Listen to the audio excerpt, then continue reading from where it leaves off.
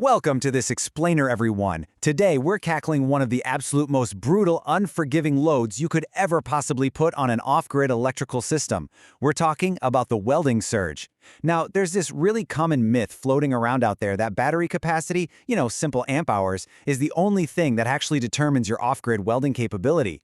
People tend to think, hey, I've got a massive battery bank, so I can run literally anything. Well, today, we are going to completely bust that myth wide open. So let's just dive right into it with a pretty critical question.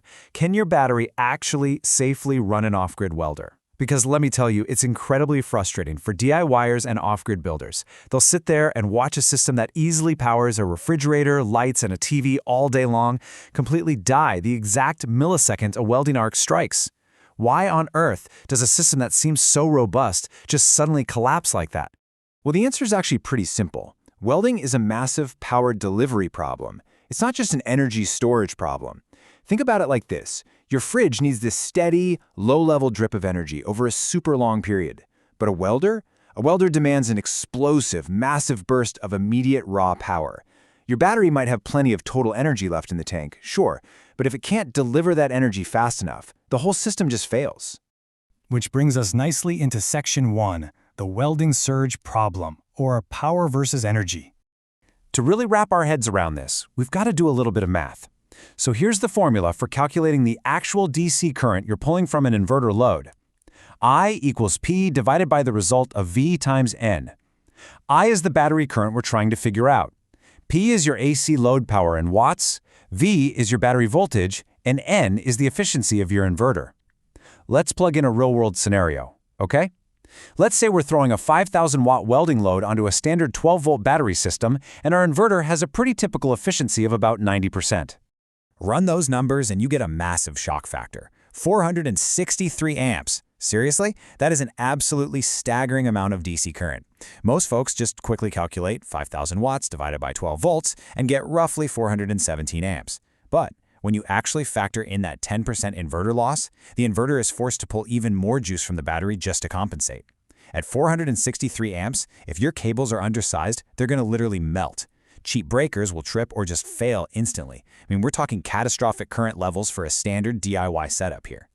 So let's move right into Section 2, calculating real DC current and figuring out that real amp drop. The contrast here is just wild.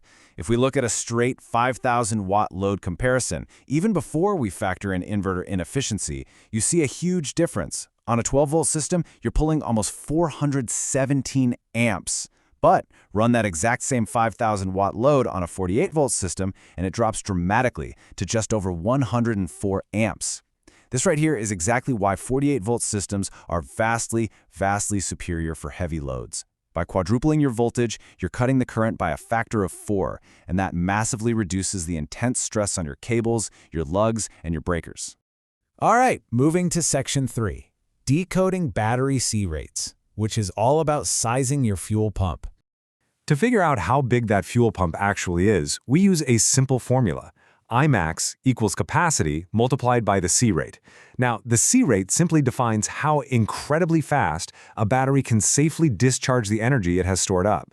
For example, say you go out and buy a beefy 200 amp hour battery, but it has a C rate limit of 0.5 C. Well, do the math. 200 times 0.5 equals 100. That means your big, massive 200 amp hour battery can only safely deliver 100 amps at any single moment. So think about the huge deficit you end up with here. Your battery is safely limited to pushing out 100 amps max. But that welder, it's aggressively demanding 300 amps or more. You've got a massive 200 amp deficit. Your battery literally cannot push the power out fast enough to satisfy what the welder is asking for. It's the ultimate proof that total capacity absolutely does not equal power capability. And what actually happens when you push a 100-amp limited battery to meet a 300-amp demand? Well, you get a completely cascading failure. Step 1, you get severe voltage sag because the battery is struggling to keep up. Step 2, your inverter senses that dropping voltage and starts screaming with low voltage alarms. Step 3, thermal overload kicks in as the internal components heat up super fast.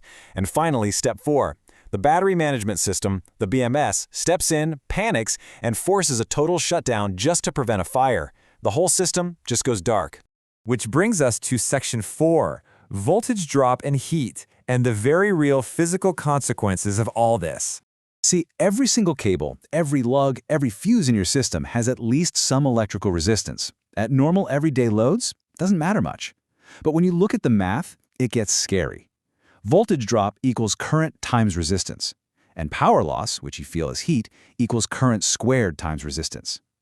When you're trying to push 300 to 500 amps through a wire, even a tiny, microscopic amount of resistance causes severe voltage sag and generates some really intense heat. I want you to really sear this rule into your memory. Doubling current quadruples heating. Because current is squared in that power loss formula, the heat doesn't just scale up nicely and evenly, it multiplies violently. If a 12-volt setup pulls twice as many amps as a 24-volt setup, it is generating 4 times the heat in the exact same size cable. This is just a fundamental physical law, folks. You simply cannot cheat it. And because that current is squared, the physical danger becomes incredibly real. We are talking literal arc flash hazards that can cause terrible burns. We're talking melted terminal lugs, metal that practically vaporizes right at the connection points, and immediate, terrifying fire hazards. This is exactly why perfectly sizing your wire and avoiding those low-voltage, high-current setups is quite literally an absolute necessity for survival. Moving along to Section 5, Battery Chemistry and Limits. Let's talk lead-acid versus LiFePO4. The differences between these two chemistries are honestly night and day. Traditional lead-acid batteries, they struggle horribly under high discharge rates. Their voltage collapses super fast, and your usable capacity just plummets. Now, lithium iron phosphate, or LiFePO4, is vastly superior. It holds a really stable voltage and handles high current brilliantly.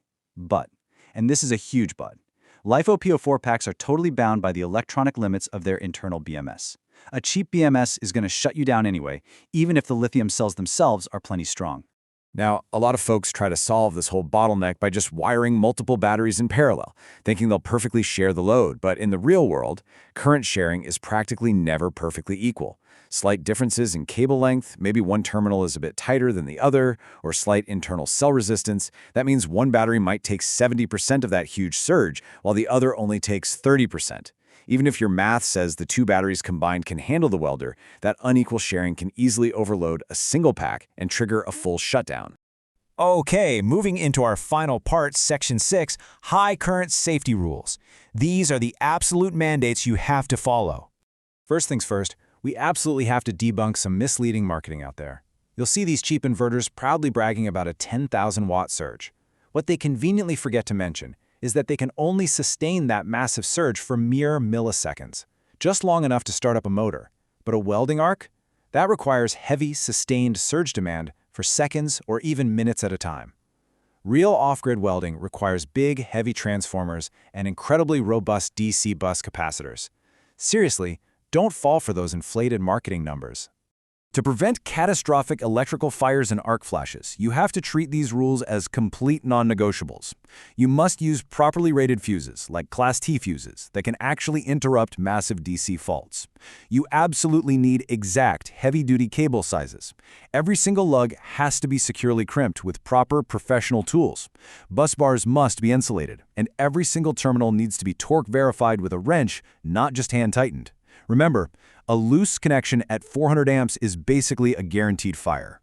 So I want to leave you with a bit of a provocative question to chew on today. What is the absolutely highest DC current you've actually measured on your inverter with a clamp meter? And when you look at that hard number, is your battery's actual C rate really truly ready to handle it?